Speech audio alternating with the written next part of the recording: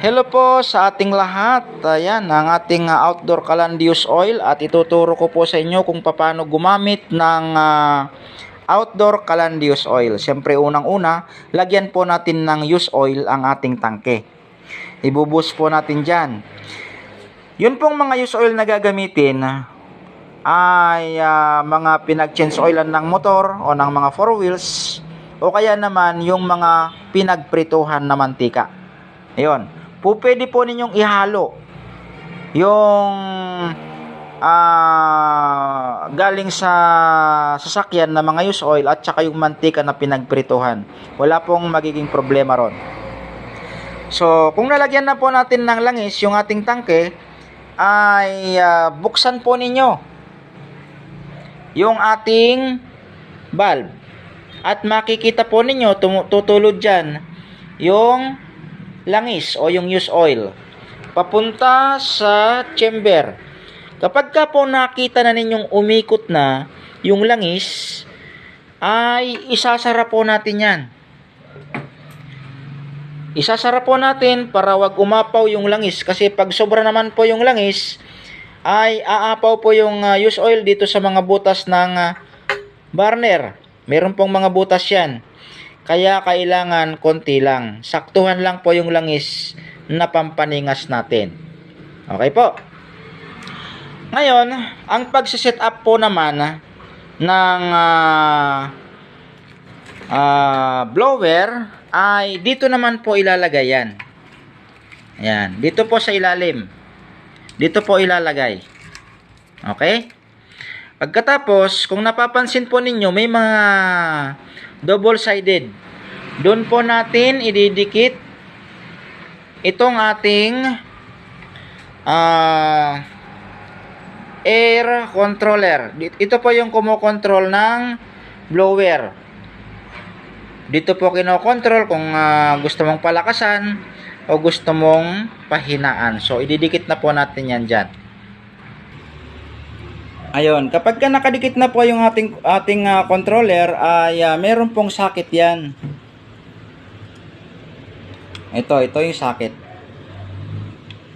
Ito po yung connection. Ayan, ilalagay lang po natin yan dyan. Huwag po kayong mag-alala sa consume ng kuryente dahil para ka lang nag-charge ng cellphone. Okay, so ayan na po. Nakalagay na yung ating blower sa ilalim. Nakasaksak na rin yung ating air controller. So may langis na rin sa ating chamber. Kaya lagyan na po natin ng mga papel. Ang paglalagay po ng mga papel dyan ay mas marami, mas maganda. Para madaling uminit yung ating langis na nasa chamber. So ayan, lalagyan lang po natin ng mga papel dyan. Pwede po dyan yung mga cotton, yung ating mga damit na sira-sira ay pwede rin po ninyong gupit-gupitin at ipaikot po ninyo dyan. Yun po ang sisindihan ninyo. Ayan, mga tissue. Ayan, pwede rin po yan. Kapag may mga papel na po dyan ay pwede na po nating sindihan. Ayan, sisindihan na po natin. Kapag ka po stable na yung apoy sa ating chamber, ay pwede na po nating buksan yung ating blower. Ito po yung switch ng blower. Ayun. Ayun, napakaganda. Kung gusto po ninyong hinaan, ay ito rin po yung gagamitin ninyong control, pang control.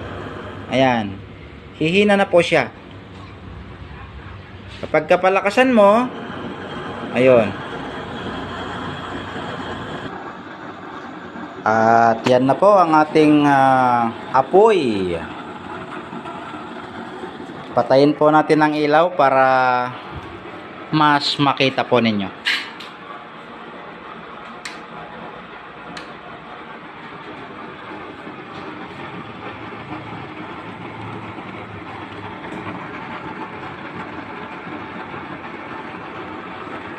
Huwag po kayong mag-alala mga ma'am, mga sir, mga boss. Hindi po yan mauling sa kaldero. Basta pag naka-open na po yung ating blower, saka lang po ninyo ilalagay yung ating mga gagamiting pangluto, kaserola, ayan, kaldero, etc. etc.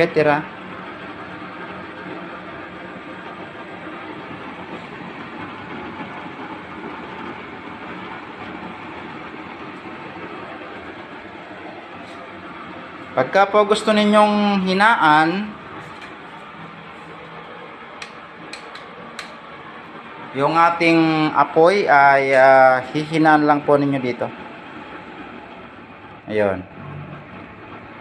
Tapos pagka nga pala stable na yung ating apoy, ay bubuksan nyo po yan. Ang importante po ay may pumapatak na langis dyan. Ayan.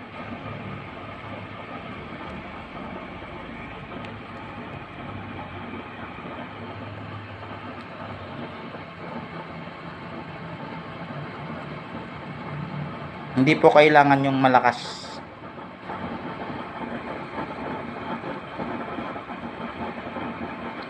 Ang importante po ay hindi matuyuan ang ating chamber para hindi mamatay ang apoy.